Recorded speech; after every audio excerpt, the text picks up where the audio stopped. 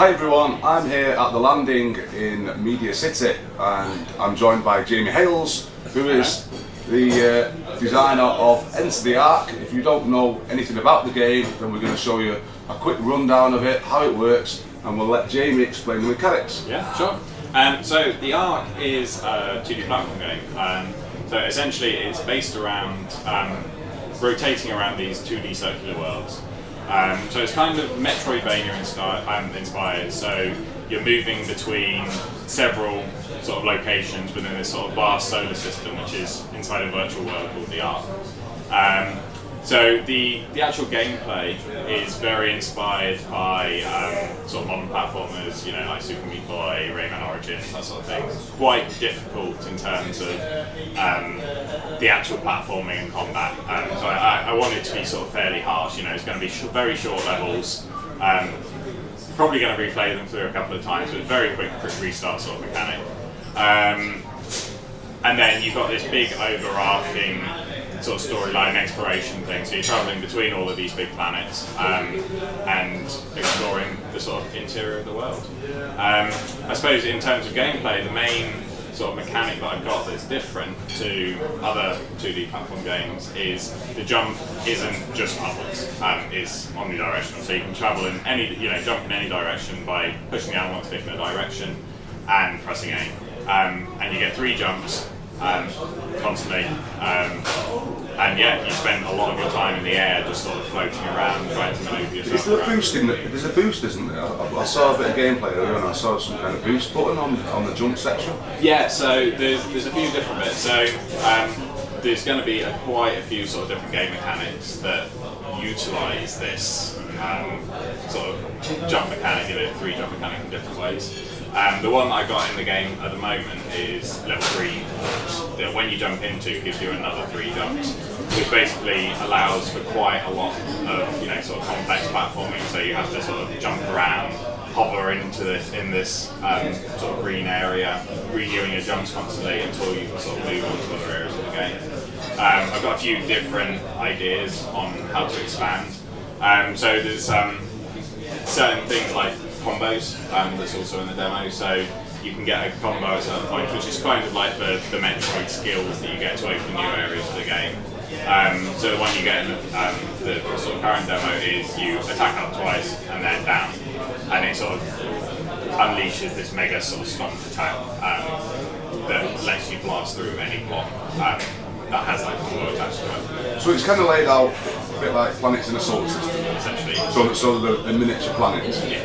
So it's a small, it is an orb, the actual planet's an orb in effect, that's staggered into multi-platform. As you go around that, how wide is that planet? Do things swap or is it literally a fixed planet? It's a fixed planet, so everyone is designed as an actual circular world. Zoom out, you can see the entire thing, at least in the editor. They vary in size, so it depends on what sort of platforming challenges I want to go for. So there will be some longer form levels, that are more sort of difficult and challenging. You're going to have to spend a bit of time getting on with it. What made you get into actually making the game in the first place?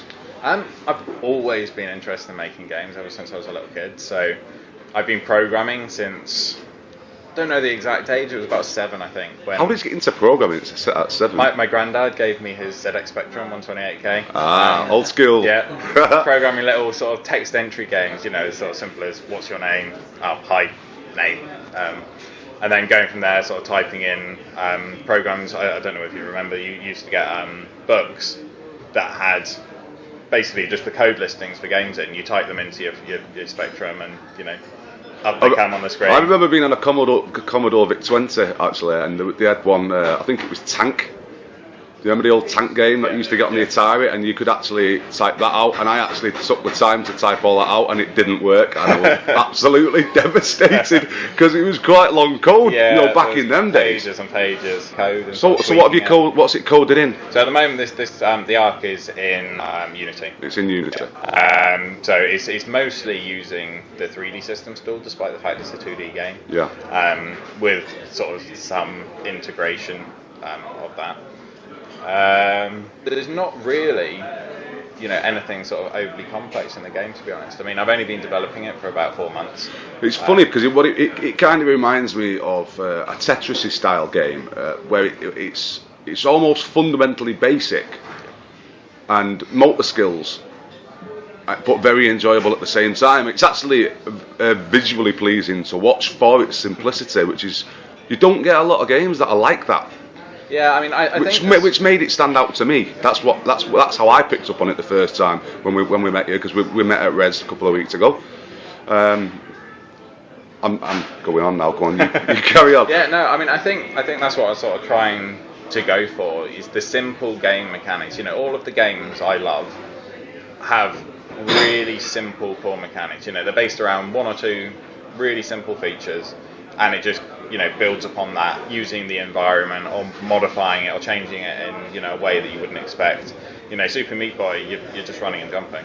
It's almost Mario-esque. Yeah, there's not really anything in terms of thing, but it's so polished. Super Meat Boy it's so polished, it's so tuned. The feel of their jump, is fantastic, and that's what I'm trying to sort of go for, is making sure the core mechanic of that, the sort of 3 omnidirectional jumps that I've got, feel good, just to jump around and fly around and play, without the challenges even there, and then building. And how have you found the game's been taken by people so far that have tried it? Really well so far, yeah. So they're enjoying it, and you're enjoying watching them enjoy it. Yeah, no, it's interesting. The first time I showed it to the public was at Eurogamer Rest, and over the course of that weekend, there were probably about 200 people played it. And all but about 5 sort of played the entire demo. I remember just standing there at Res, listening to you, and I thought, I've never seen this guy hit like before any of the game shows. But I'd already noticed the game, and I was actually stood at the corner of my eye, listening to you, but watching the game, and there's something captivating about it that I found. I just found something captivating. I'm not even sure yet I can put my finger on exactly what it is, but the fact that you've got all these other games. I mean, Oculus was on actually in the same section as you. There was it a detective game of some kind? Private Eye, yeah, that's it. And I actually found myself watching your game more than I watched that, which is strange. Thank you. It is strange. It is, and that was very sort of noir, LA noir sort of based. Yeah, it looks lovely, that game. It looks good, but I could see yours going on more platforms. I mean, like they're sort of tied to a platform, if you like. I mean, if you're going to use it, you might need an Oculus for a start. But whereas yours, you could probably play it on mobile, you could play it on Steam, you could. Yeah, it's a PC I'm based. trying to get it on as much as I can, really. I mean, I'm definitely going to be doing PC. So what platforms are you aiming to get it out on? PC, definitely. Yeah, on Steam, I take it. On Steam, yeah. I haven't sort of contacted Valve or done Greenlight or anything like that yet. Yeah. But that's the ultimate goal. I mean, I'm about a year away from release, so I sort of haven't really done much of the business side of things yet. I'm only sort of properly ramping up now. And then I'm speaking to the majority of the console holders to get it onto there, but nothing's ready to be announced. Are you going to be pulling in any help from any of the bigger companies to actually promote the game, or are you going to try and tackle it on your own? Not entirely sure yet. Not too sure. No, because I'm not going to be releasing until next year. When you do release, it's still fairly early. How many actual sort of planets and solar systems are there going to be in the game? It'll probably be hundreds rather than tens. So probably around 150 or so. I mean, I'm not really sure of the actual amount. The way that I'm sort of developing it is I know approximately how long I want the game to be, which is probably about 3 or 4 hours. So it's not going to be an epic. It's going to be a short, enjoyable experience, hopefully. And yeah, I'm just going to be building enough content that while it remains fresh and new, if I can think of these, better ideas and more, sort of gameplay mechanics that keep people interested, it might end up being longer. Have you actually thought about community maps and things like that? Because it's quite a big thing, isn't it? Yeah, there's definitely potential there. I mean, at the moment, all of the tools that that build the game are custom editor extensions for Unity. So there's not real support at the moment to be able to create those, but it's certainly not something I've discounted.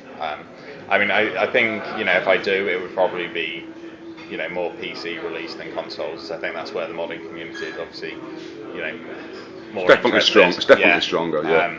I mean, I think it's going to improve. I haven't really looked into it much, but there's things like Project Spark on the Xbox and stuff like that may, you know, improve things on those. But Great. Right, well, there you go, guys. So if you want to check out more, go to entertheark.com.